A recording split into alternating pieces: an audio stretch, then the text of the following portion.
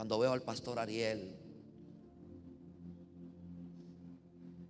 al pastor David Moreno, que acaba de recoger las ofrendas, a mis muchachos que formé desde la adolescencia, algunos de ellos, yo le decía: Señor, gracias, porque no tiene sentido el ministerio de alguien si no tiene continuidad y no tiene legado. Si alguien no se atreve a agarrar esa esencia y decir: yo también quiero eso para mi vida. Yo vengo de hombres de Dios. Cuando veo a mi apóstol Naún Rosario, a mis padres espirituales, cuando leo la historia de los grandes hombres de Dios, yo veo suspendidos avivamientos en el aire, esperando un valiente que se atreva a pagar el precio y a decir: basta ya de mi vida como está. Puedes llegar a la vejez engañándote, creyendo que con un poquito de resultado ya cumpliste con tu llamado, cuando lo que Dios quiere hacer contigo es grande y sobrenatural. Abra su Biblia al libro de Salmos, capítulo 80, versos 18 y 19. Mi tema en este día: el despertar de un avivamiento. Leo de la traducción LBLA. Entonces, oh Dios, no nos apartaremos de ti. Avívanos e invocaremos tu nombre, oh Señor, Dios de los ejércitos. Restáuranos. Haz resplandecer tu rostro sobre nosotros y seremos salvos. Comienzo diciéndole que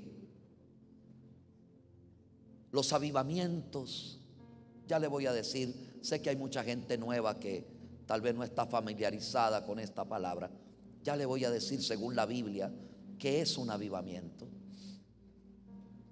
Los avivamientos son provocados y activados por los hijos de Dios, en los cuales despierta primero un mover de búsqueda, unido a un mover de intercesión y adoración.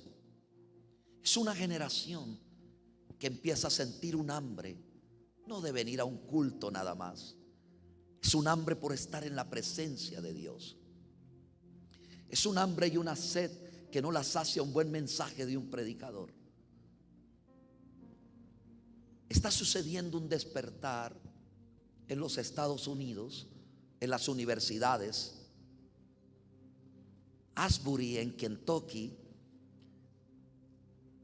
unos jóvenes comienzan orando en un culto, les predica un sencillo pastor un mensaje profundo de arrepentimiento, y sobre 3 o 4 de ellos cae un espíritu de oración, de arrepentimiento, quebrantamiento. Termina el servicio, ellos quedan orando allí, y el Espíritu Santo desciende sobre esos jóvenes. Los demás que se habían ido terminan diciendo: yo también quiero de esto, y regresan. Y se une un grupo a orar y a cantarle al Señor. De repente la ciudad escucha que Dios está siendo derramado en un puñito de jóvenes, y empiezan a venir de todos los rincones, y se prende una adoración a Dios, una búsqueda y un clamor 24/7. Pasan días, semanas, y todavía están allí adorando al Señor, en el mismo lugar en Estados Unidos donde Satanás ha traído tantas muertes, tanta violencia, donde ha traído tanta maldad. Ahí mismo Dios empieza a despertar un mover de su Santo Espíritu que puede tocar el mundo entero. 2 o 3 que tienen hambre y sed de Dios, que están cansados de lo superficial, que están cansados de la rutina y que quieren un nivel más alto de experiencia con Dios, de encuentro con Dios, de oración, de intercesión. La intercesión es un nivel más alto de oración. Es un clamor desesperado de tu alma, de tu espíritu, porque Dios descienda y visite el corazón de nuestra gente. Les voy a ser sincero. Hay gente que pasa años en la iglesia y no conoce al Dios al que le cantan, al que le oran. No han tenido una verdadera experiencia y un encuentro con Dios para nacer de nuevo, pero se sienten bien en el templo, se sienten bien con los amigos de la iglesia.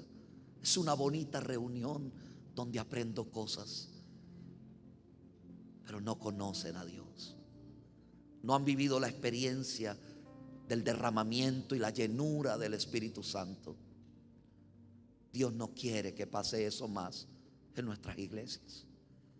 Él quiere cumplir la promesa más grande de avivamiento para los últimos tiempos para la iglesia: y derramaré de mi espíritu sobre toda carne. Vuestros jóvenes, vuestros ancianos tendrán visiones y sueños. Él quiere cumplir esa promesa. Los avivamientos se provocan. Siempre hay alguien que toma la carga de Dios en el corazón y empieza a hacer algo diferente de lo que estamos haciendo en el día de hoy. No es que esté mal, pero apenas es el inicio y la puerta de entrada a algo mayor. El salmista, aquí en el Salmo 80, empieza a decir: Señor, no queremos apartarnos de ti. Queremos vivir en tu presencia, porque así nace un avivamiento. Cuando alguien dice: no me quiero separar de tu presencia, quiero vivir delante de ti. Quiero que cada hora de mi vida, no en un servicio, en una congregación, quiero llevarte a mi casa, quiero llevarte a mi cuarto, quiero que estés conmigo en mi colegio, universidad, cuando voy a cualquier lugar, quiero sentir tu presencia. No quiero alejarme de ti, Señor. No quiero vivir lejos de ti. Y luego aquel clamor del corazón: avívanos, avívanos, oh Dios. ¿Qué es un avivamiento? En primer lugar, es un despertar espiritual en tu interior, en tu espíritu. Es un renacer, algo en ti despierta. Algo en ti recibe vida. Aquello que estaba muriendo espiritualmente, que estaba apático y frío, vuelve a tomar vida. Vuelve a tomar vida. Se reaviva por el poder del Espíritu Santo. Eso es avivamiento. Una iglesia quizás estaba apática, un creyente, una familia, pero de repente viene la vida de Dios y empieza a soplar sobre esa familia, sobre esa iglesia.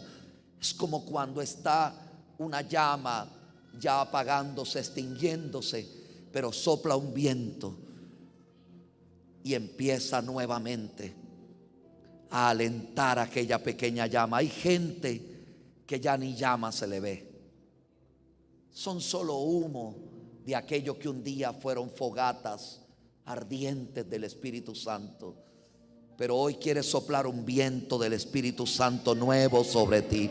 Hoy quiere soplar, hermano, está soplando sobre el mundo, está soplando sobre la iglesia. Déjate tocar por el viento del Espíritu Santo. Deja que el espíritu de avivamiento. El apóstol Pablo le decía a su discípulo Timoteo, le decía: aviva el fuego del don que hay dentro de ti. Y por cierto se lo decía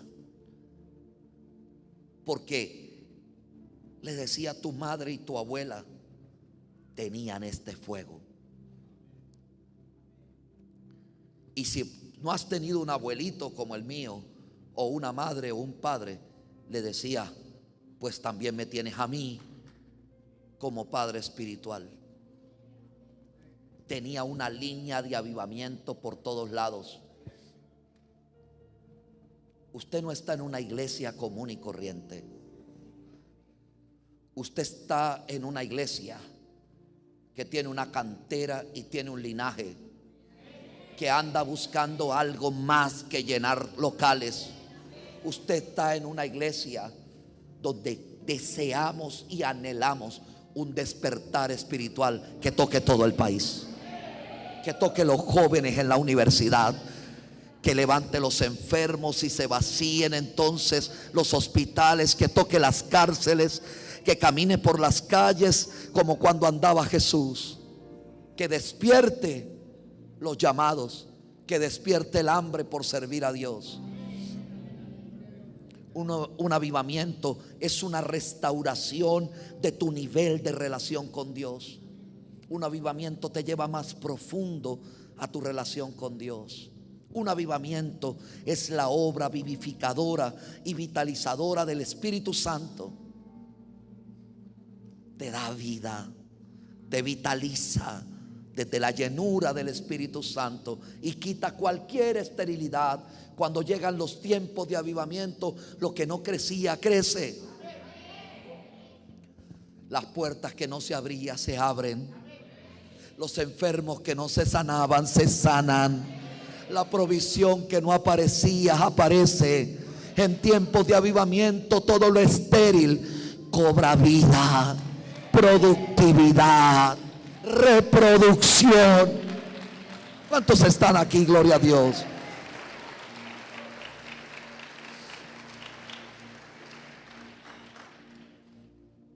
Oh, que Dios despierte hoy el hambre de alguien por buscar a Dios. El salmista le decía: ven y avívanos e invocaremos tu santo nombre. Adoraremos tu nombre. Siempre en un avivamiento se despierta un mover de adoración. Yo no estoy hablando solo de músicos que cantan bonito. Yo estoy hablando de hombres y mujeres donde en realidad Cristo reina en el primer lugar de sus corazones, donde no hay ídolos en el corazón, ni la esposa, ni los hijos, ni el dinero, ni la fama. Adoración es tenerlo a Él en el primer lugar, darle el honor y la honra a nuestro Dios que Él se merece. Él ya no busca cantores o músicos, ni siquiera salmistas. Jesús le dijo a aquella mujer cuando la consiguió, porque la mujer le reclama y le dice: los israelitas no nos permiten a los samaritanos ir al templo a adorar. Nos han desterrado, nos han separado de la presencia de Dios. Y Jesús le dice: mujer, para eso he venido. Ya no vas a tener que ir a un templo, ya no vas a tener que ir a un lugar físico, porque Dios es espíritu. Y los que le adoran en espíritu y en verdad, a esos adoradores es lo que Dios está buscando. Dios está buscando a uno, un intercesor, un adorador, un predicador, un joven, un niño, una mujer con un hambre que no tienen los demás. ¿Y qué pasa si en todos viene esta hambre por Dios? Y le decimos aquí, si 120 pudieron cambiar el mundo, aquí vemos unas 600 o 700 personas, tal vez un poco menos, no lo sé. ¿Qué tal si todos le decimos: ven Espíritu Santo? Como aquel joven Billy Graham tirado de rodillas en los huecos que dejó Juan Wesley, diciendo: ven y hazlo otra vez. Puedes comenzar conmigo, Dios. Puedes hacerlo con tu Santo Espíritu. Y parece que Dios lo escuchó.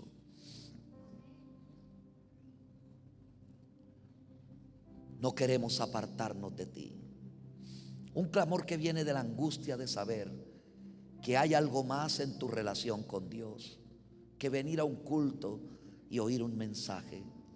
Que Dios tiene un plan contigo más alto. Es responder al deseo de Dios. Eso es avivamiento, al deseo de Dios de acercarse a nosotros. La Biblia dice en varios pasajes: acercaos a mí y yo me acercaré a vosotros. Sabe, Dios tiene un deseo de cercanía contigo. No te vayas de este mundo sin conocer un avivamiento en tu vida. Por favor, no te vayas, porque no vas a entender a este hombre. No vas a entender a aquellos que tienen un hambre por Dios y una pasión que tú dices: pero ¿será que es un fanático nada más? ¿Será que es un religioso nada más? No vas a entender.